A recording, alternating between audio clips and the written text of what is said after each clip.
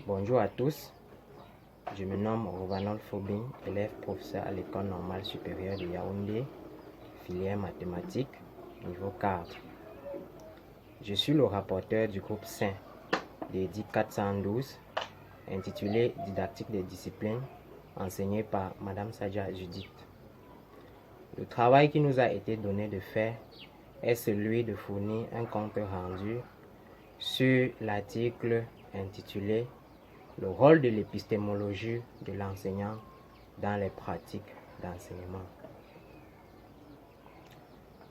Nous commencerons tout d'abord par préciser la problématique, le cadre d'écriture de l'article. Ensuite, nous allons faire un résumé de l'article et enfin, nous allons proposer quelques éléments qui entrent dans l'épistémologie d'un enseignant sortant de l'école normale de Yaoundé.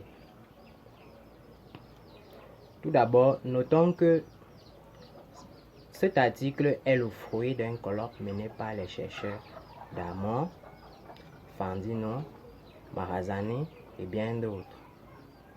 Cet article s'inscrit dans un cadre didactique. Il traite des didactiques et de leur rapport avec l'enseignement et plus précisément, il traite le rôle de l'épistémologie de l'enseignant dans les pratiques d'enseignement. Les auteurs de cet article défendent la thèse selon laquelle l'épistémologie joue un rôle très fondamental dans la formation de l'enseignant et que l'absence d'une épistémologie adéquate dans la formation de l'enseignant risque de l'éloigner des objectifs didactiques. De cet article, nous pouvons retenir que l'épistémologie est la partie de la philosophie qui étudie l'histoire, les méthodes et principes d'une science. L'épistémologie a été introduite en didactique dans les années 1960.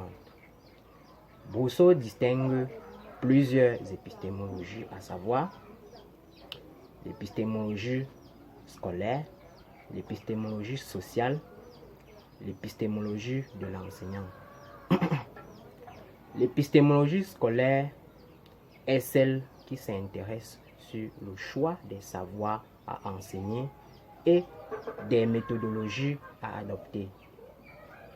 L'épistémologie sociale, quant à elle, s'attarde sur les attentes de la société. L'épistémologie de l'enseignant est celle qui nous intéresse ici. Elle analyse les éléments qui influencent les pratiques d'enseignement. Ces éléments sont, entre autres, les conceptions épistémologiques des enseignants, le concept de milieu, l'obstacle épistémologique, le contrat didactique, les convictions erronées des enseignants.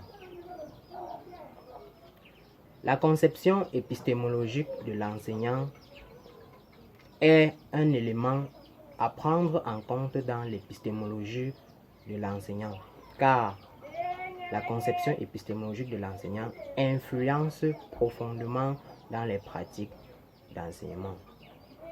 La conception épistémologique de l'enseignant est à l'origine de la mise en place de certaines pratiques d'enseignement qui sont inadéquates et qui complexifient l'apprentissage chez l'apprenant. La conception épistémologique de l'enseignant se manifeste par des comportements qui engendrent des stratégies d'évitement que Brousseau nomme les effets. Vous avez entre autres l'effet Tapos. Ici par exemple, l'enseignant surmonte la difficulté à la place de l'élève. Vous avez également l'effet Jourdain. Ici par exemple, l'enseignant valide ou bien accepte des explications fausses ou bien des réponses fausses venant des élèves. Notons également que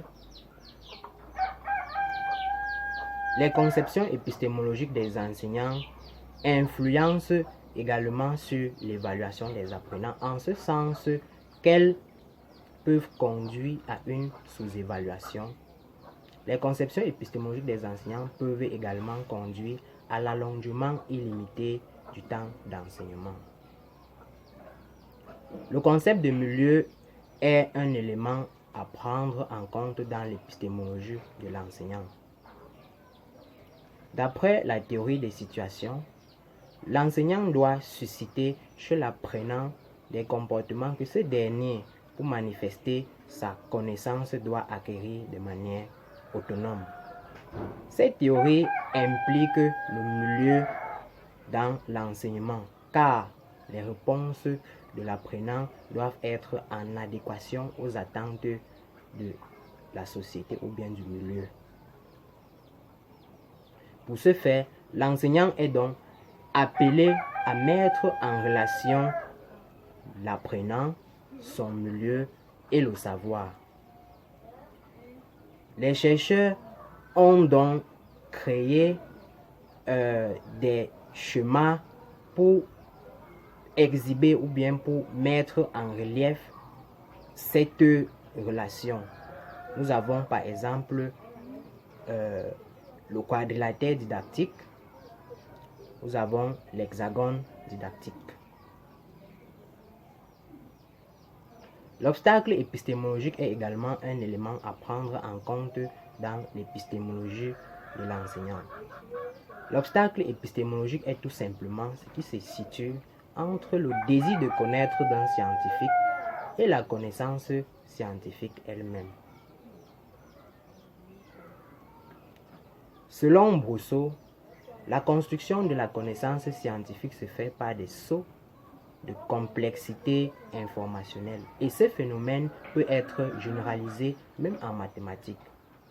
Notons également que contrairement à ce que pensait Bachelard en 1938, les obstacles épistémologiques sont bien présents en mathématiques. L'enseignant est donc appelé à se servir de l'épistémologie pratique, l'épistémologie philosophique, l'épistémologie spontanée pour aider les apprenants à surmonter leurs difficultés. Le contrat didactique est également un élément qui influence profondément les pratiques d'enseignement. Cette influence passe par un système de conviction, un système de compromis, un système d'interprétation sur les mathématiques. Le contrat didactique entre les élèves et l'enseignant se fait en clauses. Nous avons la clause d'attente. Ici, l'enseignant attend toujours une réponse. Et de ce fait, l'élève doit fournir une réponse quel que soit le contexte. Nous avons la clause de constante. Ici, l'enseignant a toujours posé un problème. La conviction de l'enseignant est également un élément à prendre en compte dans l'épistémologie de l'enseignant. En effet, certaines idées fausses ou bien méconceptions des apprenants découlent soit du fait que l'enseignant possède une connaissance erronée de ce qu'il enseigne, ou soit des convictions fausses ou bien erronées des enseignants. L'enseignant a pour mission de forger la personnalité de l'apprenant. Il doit pour cela se référer au fonctionnement implicite de sa discipline ou à un modèle. L'épistémologie de l'enseignant analyse et étudie les éléments qui influencent les pratiques d'enseignement. Comme élément qui rentre dans l'épistémologie d'un enseignant sortant de l'école normale de Yaoundé, nous noterons que la façon de faire des formateurs de l'école normale de Yaoundé reste un modèle incontournable d'un enseignant sortant de l'ENS. Notons aussi que sa formation à l'école normale de Yaoundé, son expérience personnelle, lui fournissent un ensemble de savoirs, un ensemble de connaissances, un ensemble de conceptions, un ensemble de convictions qui sont des éléments qui rentrent dans son épistémologie.